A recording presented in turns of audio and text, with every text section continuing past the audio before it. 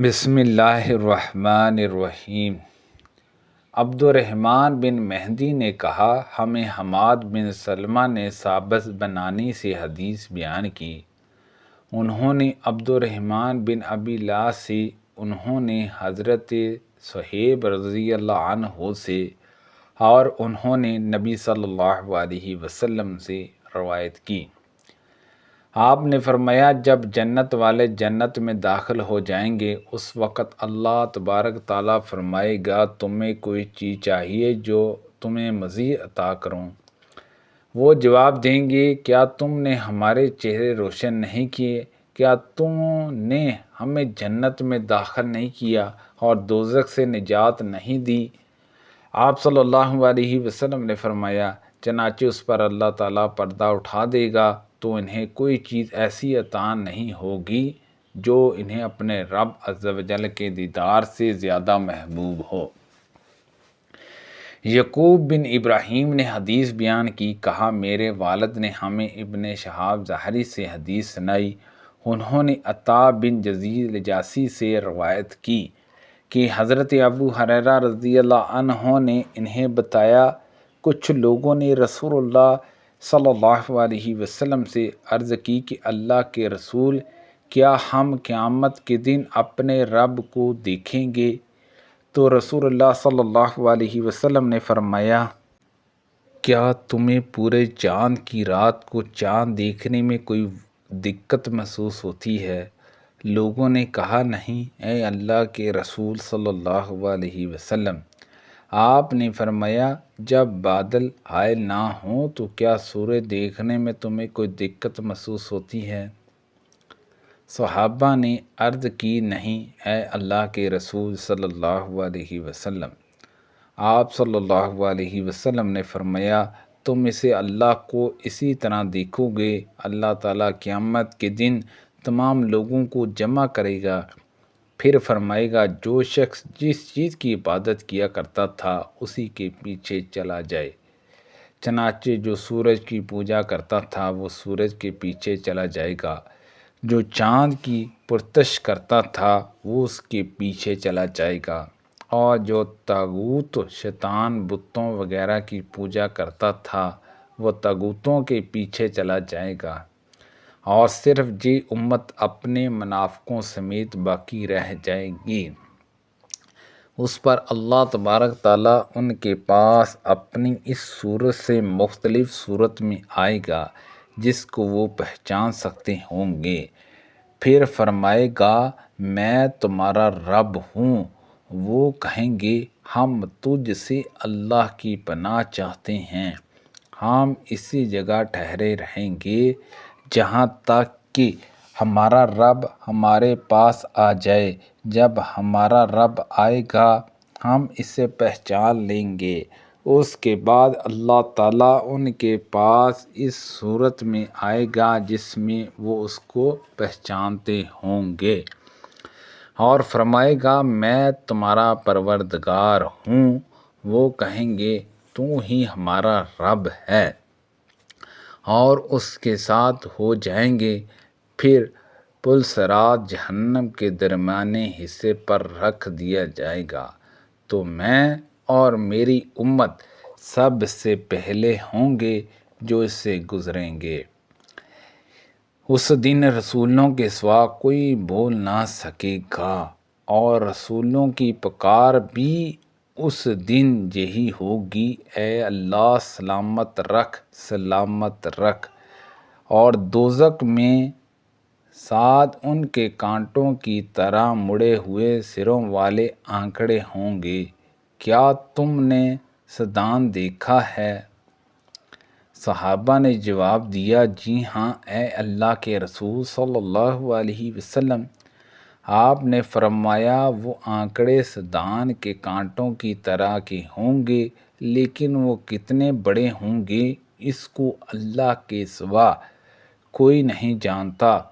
وہ لوگوں کو ان کے اعمال کی بنیاد پر اچک لیں گے، ان میں سے بعض ہلاک کیے جانے والے ہوں گے، یعنی اپنے اعمال کی وجہ سے، اور ان میں سے کچھ ایسے ہوں گے جنہیں نجات دیے جانے تک اعمال کا بدلہ چکانا ہوگا، یہاں تک کہ جب اللہ تعالیٰ بندوں کے درمیان فیصلے سے فارغ ہو جائے گا اور ارادہ فرمائے گا کہ اپنی رحمت سے جن دوزخیوں کو چاہتا ہے آگ سے نکالے، تو وہ فرشتوں کو حکم دے گا کہ ان لوگوں میں سے جو اللہ کے ساتھ کسی چیز کو شریک نہیں ٹھہراتے تھے، لا الہ الا اللہ کہنے والوں میں سے جن پر اللہ تعالیٰ رحمت کرنا چاہے گا، انہیں آگ سے نکال لے۔ فرشتے ان کو آگ میں پہچان لیں گے، وہ انہیں سجدوں کے نشانوں سے پہچانیں گے۔ آگ سجدے کے نشانات کے سوا آدم کے بیٹے کی ہر چیز کو کھا جائے گی، کیونکہ اللہ تعالیٰ آگ پر سجدے کے نشانات کو کھانا حرام کر دے گا، چنانچہ وہ اس حال میں آگ سے نکالے جائیں گے کہ جل کر کوئلہ بن گئے ہوں گے۔ اس پر آب حیات ڈالا جائے گا تو وہ اس کے ذریعے سے اس طرح اگ آئیں گے جیسے سیلاب کی لائی ہوئی مٹی میں گھاس کا بیج پھوٹ کر اگ آتا ہے۔ سبحان اللہ عز و جل۔ پھر اللہ تعالیٰ اپنے بندوں کے درمیان فیصلے سے فارغ ہو جائے گا، بس ایک شخص باقی ہوگا جس نے آگ کی طرف منہ کیا ہوگا۔ یہی آدمی تمام اہل جنت میں سے جنت میں داخل ہونے والا آخری شخص ہوگا۔ وہ عرض کرے گا، میرے رب، میرا چہرہ آگ سے پھیر دے، کیونکہ اس کی بدبو نے میری سانسوں میں زہر بھر دیا ہے اور اس کی تپش نے مجھے جلا ڈالا ہے۔ چنانچہ جب تک اللہ تعالیٰ کا منظور ہوگا وہ اللہ کو پکارتا رہے گا۔ پھر اللہ تبارک تعالیٰ فرمائے گا، کیا ایسا ہوگا کہ اگر میں تمہارے ساتھ یہ حسن سلوک کر دوں تو تم کچھ اور مانگنا شروع کر دو گے؟ وہ عرض کرے گا، میں تجھ سے اور کچھ نہیں مانگوں گا۔ وہ اپنے رب عز و جل کو جو عہد و پیمان وہ لینا چاہے گا دے گا، تو اللہ اس کا چہرہ دوزخ سے پھیر دے گا۔ جب وہ جنت کی طرف رخ کرے گا، وہ اسے دیکھے گا تو جنتی جتنی دیر اللہ چاہے گا وہ چپ رہے، اتنی دیر چپ رہے گا۔ پھر کہے گا، میرے رب، مجھے جنت کے دروازے تک آگے کر دے۔ اللہ تعالیٰ اس سے کہے گا، کیا تم نے عہد و پیمان نہیں دیے تھے کہ جو کچھ میں نے تمہیں عطا کر دیا ہے اس کے سوا مجھ سے کچھ اور نہیں مانگو گے؟ تجھ پر افسوس ہے آدم کے بیٹے، تم کس قدر عہد و شکن ہو۔ وہ کہے گا، اے میرے رب، اور اللہ سے دعا کرتا رہے گا، حتیٰ کہ اللہ تعالیٰ سے کہے گا، کیا ایسا ہوگا کہ اگر میں تمہیں یہ عطا کر دیا تو اس کے بعد تم اور کچھ مانگنا شروع کر دے گا؟ وہ کہے گا، تیری عزت کی قسم اور کچھ نہیں مانگوں گا۔ وہ اپنے رب کو جو اللہ چاہے گا عہد و پیمان دے گا، اس پر اللہ اسے جنت کے دروازے تک آگے کر دے گا۔ پھر جب وہ جنت کے دروازے پر کھڑا ہوگا تو جنت اس کے سامنے کھل جائے گی۔ اس میں جو خیر اور سرو ہے اس کو اپنی آنکھوں سے دیکھے گا۔ تو جب تک اللہ کو منظور ہوگا وہ خاموش رہے گا۔ پھر کہے گا، میرے رب، مجھے جنت میں داخل کر دے۔ تو اللہ تبارک تعالیٰ اس سے کہے گا، کیا تم نے پختہ عہد و پیمان نہیں کیے تھے کہ جو کچھ تجھے دیا گیا ہے اس کے سوا اور کچھ نہیں مانگے گا؟ ابن آدم تجھ پر افسوس، تو کتنا بڑا وعدہ شکن ہے۔ وہ کہے گا اے میرے رب، میں تیری مخلوق کا سب سے زیادہ بد نصیب شخص نہ بنوں۔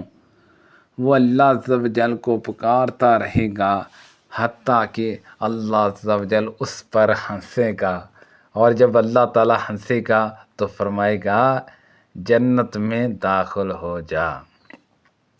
جب اس میں داخل ہو جائے گا تو اللہ تعالیٰ فرمائے گا تمنا کر، وہ اپنے رب سے مانگے گا اور تمنا کرے گا جہاں تک کہ اللہ اسے یاد دلائے گا، فلاں چیز مانگ، فلاں چیز مانگ، حتیٰ کہ جب اس کی تمام آرزوئیں ختم ہو جائیں گی تو اللہ تعالیٰ فرمائے گا یہ سب کچھ تیرا ہے اور اس کے ساتھ اتنا ہی اور بھی۔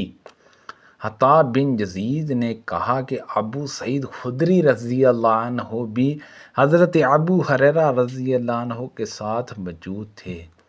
انہوں نے ان کی کسی بات کی تردید نہ کی، لیکن جب ابو ہریرہ رضی اللہ عنہ نے یہ بیان کیا کہ اللہ تعالیٰ اس آدمی سے فرمائے گا یہ سب کچھ تیرا ہوا اور اس کے ساتھ اتنا ہی اور بھی، تو ابو سعید رضی اللہ عنہ فرمانے لگے ابو ہریرہ اس کے ساتھ اس سے 10 گنا اور بھی۔ حضرت ابو ہریرہ رضی اللہ عنہ نے کہا مجھے تو آپ کا یہی فرمان یاد ہے، یہ سب کچھ تیرا ہے اور اس کے ساتھ اتنا اور بھی۔ حضرت ابو سعید رضی اللہ عنہ نے کہا میں گواہی دیتا ہوں کہ میں نے رسول اللہ صلی اللہ علیہ وسلم سے سن کر آپ کا یہ فرمان یاد رکھا ہے، یہ سب تیرا ہوا اور اس سے 10 گنا اور بھی۔ حضرت ابو ہریرہ رضی اللہ عنہ نے کہا یہ جنت میں داخل ہونے والا سب سے آخری شخص ہوگا۔ سبحان اللہ عز و جل۔ اللہ پاک سے دعا ہے کہ اللہ پاک ان حدیثوں پر عمل کرنے کی توفیق عطا فرمائے، کو پڑھنے میں غلطی کوتاہی ہو گئی ہو اللہ پاک معاف فرمائے، آمین، بجاہ النبی الامین صلی اللہ علیہ وسلم۔